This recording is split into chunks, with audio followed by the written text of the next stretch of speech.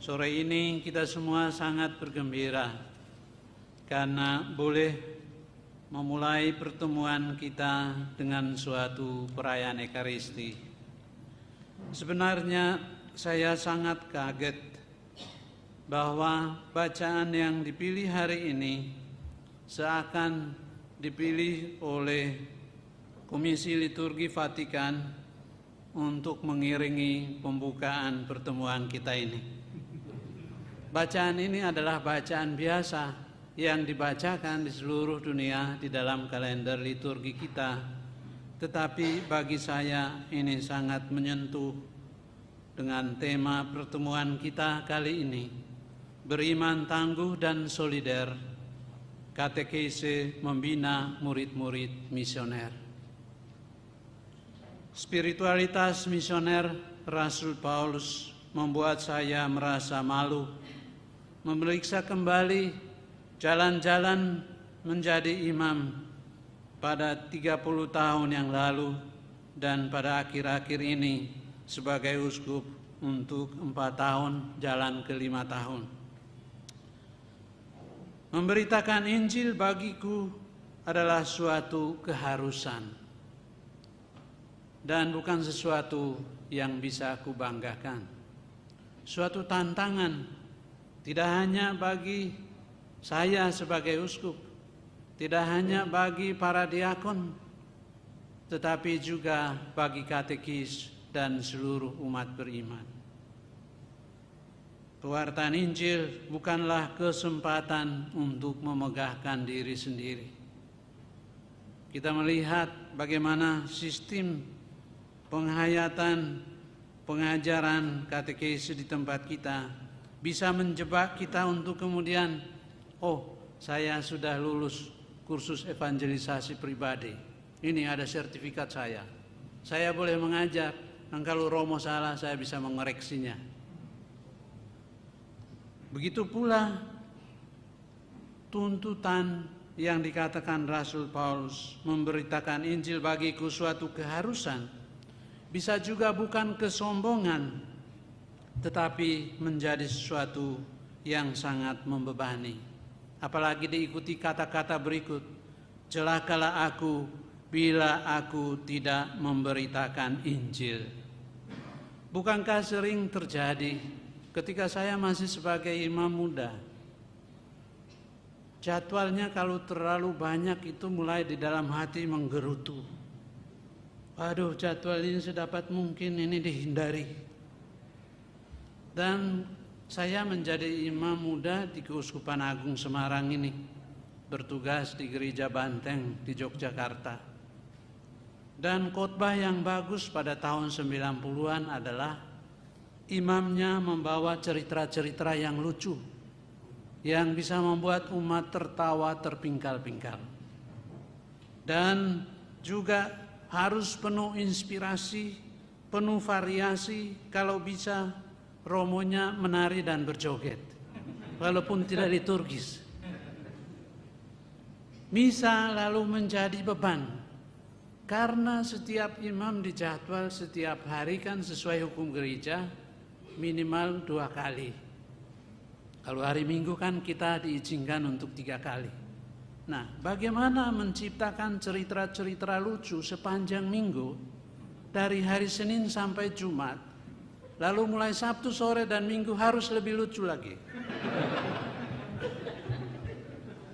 Oleh karena itu, saya merasa sebagai imam muda waktu itu, saya gagal menjadi pelawak. Mungkin bulan-bulan pertama sebagai imam muda itu banyak inspirasi, tetapi lama-kelamaan bekalnya hilang, habis. Dan memang gagal untuk stand up comedy. Ada satu teman saya yang sepastoran menemukan cara untuk mengatasi hal itu. Dia buat satu cerita lucu, lalu kemudian sepanjang minggu cerita itu akan dipakai untuk homili di berbagai lingkungan. Suatu pagi, kita hari Kamis atau menjelang Jumat, waktu makan pagi dia mengeluh, Pak Markus itu loh, itu hadiri perayaan Ekaristi dari Senin sampai Jumat. Hari Senin undangan pemberkatan rumah, ada dia. Hari Selasa syukuran untuk orang baru selesai wisuda, ada juga dia. Duduk paling depan. Maka ketika dia mau buat cerita lucu, dia lihat Pak Markus di depan. Yang sudah dengar dari hari Senin sampai hari Jumat. Maka kami heran, loh Romo kenapa kok umat rajin untuk ikut perayaan Ekaristi dari Senin sampai Jumat kok kamu marah-marah? Lalu dia bisik, ya soalnya khotbah saya hanya satu saja. Tiap kali Pak Markus duduk paling depan lagi. Saudara-saudari, Rasul Paulus mengingatkan kita bahwa khotbah itu adalah mewartakan dalam keberlimpahan. Tadi dia mengatakan, saya mewartakan bukan dari diriku sendiri, tetapi dari Dia yang menganugerahkan kemampuan itu. Aku melakukannya bukan berdasarkan kehendakku sendiri, maka pemberitaan itu adalah tugas penyelenggaraan yang ditanggungkan kepadaku. Kita ketika merenungkan imamat kita dan tugas kita sebagai katekis, mungkin kita sering merasa miskin ketika saya mengalami tidak mempunyai inspirasi. Apalagi kalau saya lihat Suster Vero dari Agats tiap pagi mengirimkan renungan begitu indah sehingga dia menutup mata, selalu berakhir videonya begini. Itu sungguh sangat menginspirasi. Begitu Romo kita juga dari Medan yang setia mengirim di grup kita. Kita melihat bahwa di situ ada tanda-tanda keberlimpahan. Mungkin karena semakin di hutan inspirasi semakin banyak. Jadwal misalnya makin kurang. Di sini kita melihat bahwa memberitakan Injil bukan menggandakan komedi, bukan menggandakan anekdot dan sarana-sarana manusiawi yang nanti menjadi bahan pembicaraan kita dalam budaya digital, tetapi menjadi ungkapan kegembiraan karena kita telah disentuh oleh rahmat dan kasih Tuhan, telah lulus ujian seperti dikatakan oleh Yesus dalam Injil hari ini, bahwa kalian tidak bisa buat apa-apa jika orang menjadi orang buta yang menuntun orang buta, tetapi yang sudah lulus ujian sekolah Yesus Kristus, yakni penderitaan. Dan oleh karena itu kasih yang begitu membakar hati Paulus sehingga mengatakan, celakalah aku jika aku tidak memberitakan Injil. Dan ini menjadi bagi kita juga suatu kegembiraan. Memberitakan Injil tidak menjadikan kita seperti dikatakan Paus Fransiskus, sekarang ini ada banyak pewarta-pewartaan Injil yang sedih. Ada banyak pewarta Injil yang justru memperlihatkan keputusasaan dan menyelesaikan masalah-masalah pastoral dengan cara-cara seperti manusia yang biasa. Memberitakan Injil menjadi tantangan untuk menikmati dan mengungkapkan rahmat yang sudah kita terima secara cuma-cuma. Karena itu di dalam ayat-ayat berikut Rasul Paulus mengatakan, aku memberitakan Injil dengan upah apa? Upahku adalah memberitakan Injil tanpa upah. Nah, bagi saya ini tantangan sepanjang masa. Mana ada uskup yang mau kerja tanpa upah? Ketika diangkat jadi uskup, semua yang berbau uskup lama dibongkar, dipasang dengan nama baru. Pastor juga sama. Pohon-pohon yang ditanam temannya yang lebih dulu dibabat semua, supaya tidak ada baunya. Mungkin upahnya tidak dalam bentuk apa, tetapi tadi kita juga memerlukan penghargaan untuk menunjukkan eksistensi kita bahwa bisa membuat sesuatu. Yang terakhir kalau tidak ada upah apa ya buat aneh-aneh di TikTok gitu. Mana ada imam yang mau misa atau memberi sakramen tanpa diberi stipendium? Kalau belum diberi tidak pulang-pulang dari itu. Tetap mutar-mutar sampai nanti pulang.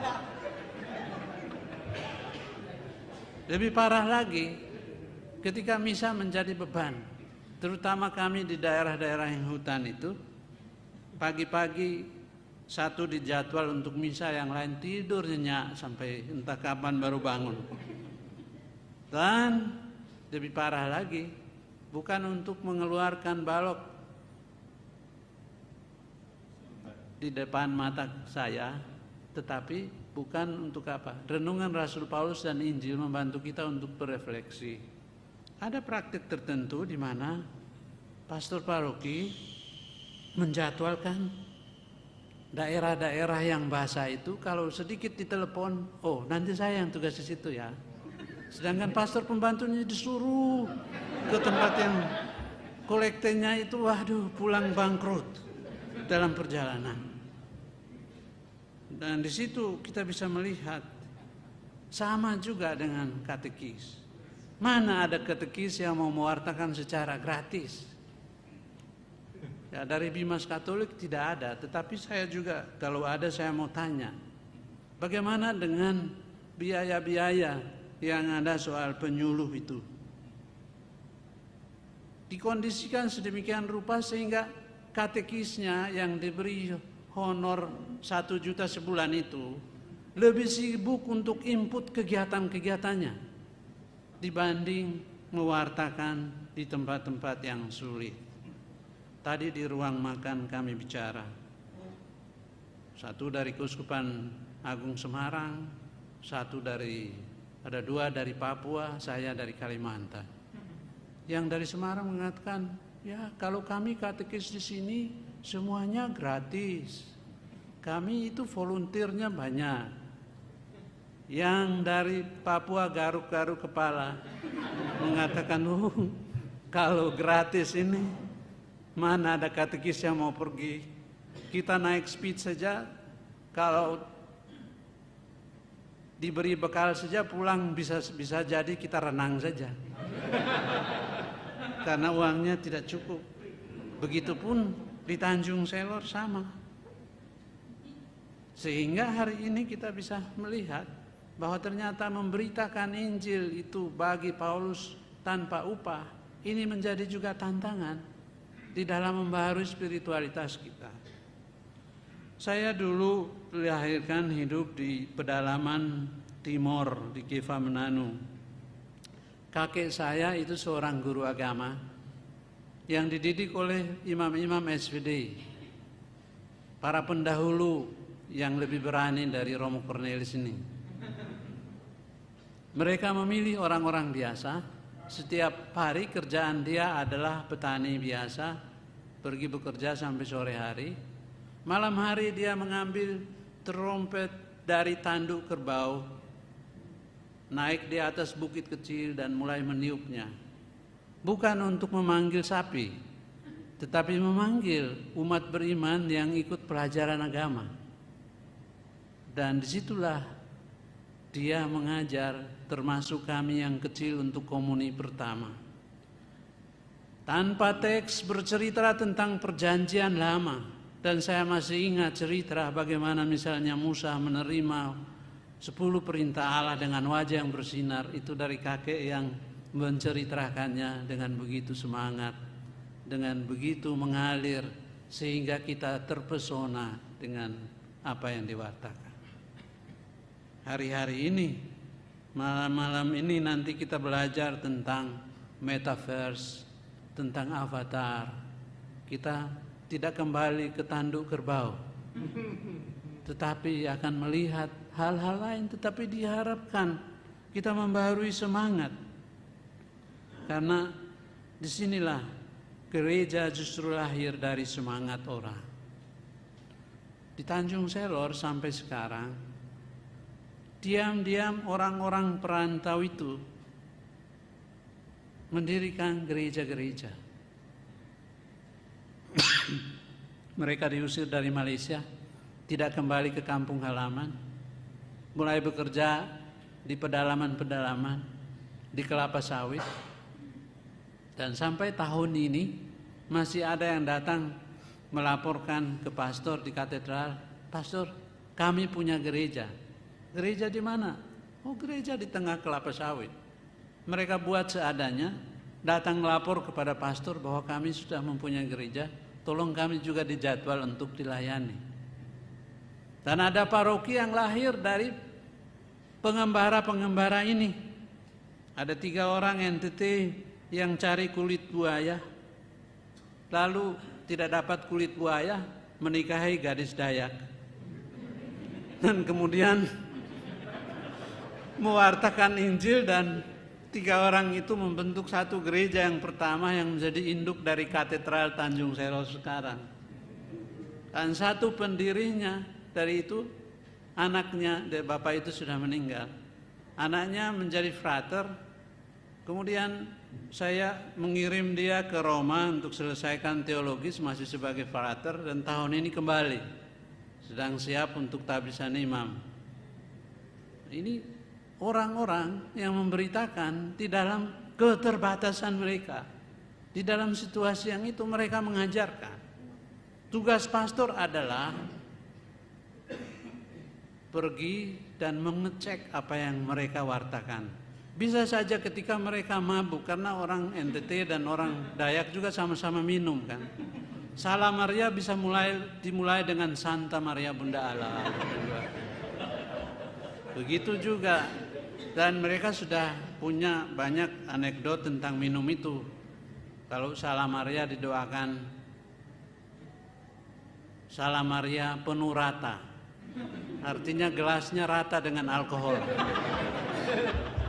Nah, Bapa kami yang ada dalam botol atau dalam bambu. Nah, ini dicek, tetapi tadi semangat untuk mewartakan sesuatu itu ada. Dan mereka sungguh-sungguh mau membagikan imannya. Ketika saya dijemput sebagai uskup yang dinominasi untuk ditabiskan, 2 orang sama-sama anggota DPR, orang Dayak, di sebelah kiri dan kanan saya mulai mengatakan, "Bapak Uskup, kami ini menjadi Katolik karena mendapat pengajaran dari orang-orang NTT." Di sini kita melihat keterbatasan bukan menjadi alasan untuk tidak inspiratif. Api misioner perlu kita hidupkan.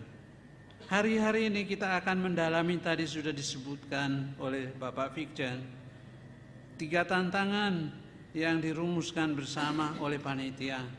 Tantangan moderasi beragama, tantangan budaya digital, dan pengaruh-pengaruh yang harus kita pulihkan kembali, terutama menghayati iman sesudah masa COVID ini. Bukan maksudnya untuk saling menghakimi, untuk mengambil selumbar dari mata tetangga kita, dari umat kita di paroki dan keuskupan kita masing-masing, tetapi sebagai kesempatan untuk bermeditasi, untuk merenungkan secara bersama hal-hal yang menjadi tantangan kita bersama. Katekese membina murid misioner hanya terjadi ketika orang beriman dibakar oleh kasih Tuhan, seperti dialami oleh Rasul Paulus. Ketika orang juga telah lulus di dalam ujian yang diberikan oleh Yesus, yakni hidup yang dipertaruhkan tanpa mengharapkan upah. Kita juga berusaha memenangkan banyak orang dengan rela menderita bagi Injil yang diwartakan di dalam penderitaan-penderitaan yang kita alami. Kita masih mempunyai banyak tantangan-tantangan, mulai dari yang sangat fisik sampai yang bersifat rohani. Umat kita, terutama juga di keuskupan kami, masih banyak dilatih untuk bersolider di dalam kehidupan misioner. Kenapa? Mereka jalan-jalan, pastor kunjungin sudah jauh, lapar, haus, lalu tanya, "Pastor suka durian kah?" Wah, dengan senang hati suka, mau makan durian. Berapa biji? 2, 5 sebanyaknya bisa juga. Nah, sesudah makan, dia mengatakan, pastor tadi yang durian itu 1 biji 50.000. Jadi pastornya sudah ngos-ngosan sampai ke tempatnya, suruh bayar. Makanya kalau ditawar harus tanya dulu, karena pastor suka bir, suka. Nah, atau Pastor Wito yang sekarang digantikan oleh Pastor Kolek itu, ditelepon orang, pastor suka daging babi ya? Iya suka. Mau berapa kilo? 1 kilo bisa ya? Ini ada 2 kilo, mau enggak? Oh ya ada, silahkan datang. Datang membawa, pastornya sudah sangat senang. Tetapi dia tidak pulang-pulang, masih di ruang tamu terus. Ditanya, Bapak kok belum pulang? Ya, yang daging tadi ini harganya sekian. Tugas mewartakan di dalam kemurahan hati ini menjadi tantangan juga untuk membaharui semangat misioner yang kita terima di dalam konteks kita masing-masing. Maka silahkan nanti kita berdiskusi, silahkan kita sharing, menemukan cara-cara baru untuk menghidupkan, tidak hanya sebatas soal budaya digital yang sekarang ada, tetapi bagaimana menghidupkan api misioner yang membakar kita untuk kemudian kita menjadi serupa dengan guru kita tamat menjadi murid, yakni kesediaan untuk mewartakan di dalam penderitaan-penderitaan yang kita bagikan bersama di tempat ini. Tuhan memberkati. Amin.